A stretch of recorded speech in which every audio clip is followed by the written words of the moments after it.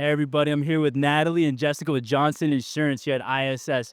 And Natalie, this is something that's always kind of confused me is self-storage Class A assets like these multi-story buildings are very resilient. They're not really going anywhere in a storm. So do you feel like they should be roped in with other commercial real estate assets the same way like office and retail, or should they be treated differently because of their resilience? Well, as you can see, the catastrophic losses are not only getting stronger, they're becoming more frequent and in areas that storms historically haven't been. And I also always ask our owners, in the face of a claim, how do you want your insurance to respond to your claim? Do you want it to be partially paid? Do you want it to be fully paid? We can make your insurance as cheap as you want to, but it comes down to what type of protection are you looking for when the claim does hit? No, I think you nailed it. We've seen more disasters, this past 2 years than I've really even seen the past 10, it feels like. And it doesn't feel like it's slowing down either. So as these Class A assets and B and C get built in the Sun Belt and Southeast, what are some things that owner operators or potential developers should start thinking through when picking up insurance? What is the most important line items and coverages that you would flag?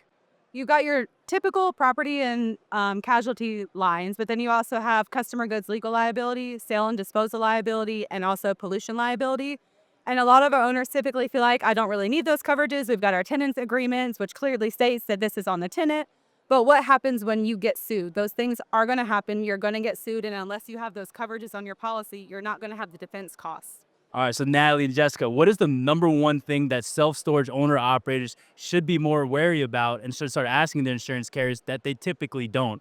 Help me understand what they don't know and should know. I think it's always important to think about, are you concerned mostly about price or about cost? So price today is how much your insurance costs when you have to write the check to pay the bill. But on the other end of it, to Natalie's point earlier about the cost, when the claim occurs, how much is coming out of your pocket that you didn't realize?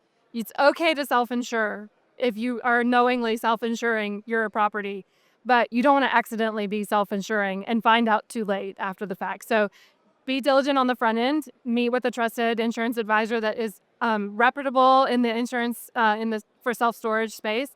Make sure that you understand what your policy does and doesn't cover and that it's meeting your needs. Make an informed choice about what your insurance policy is going to do for you.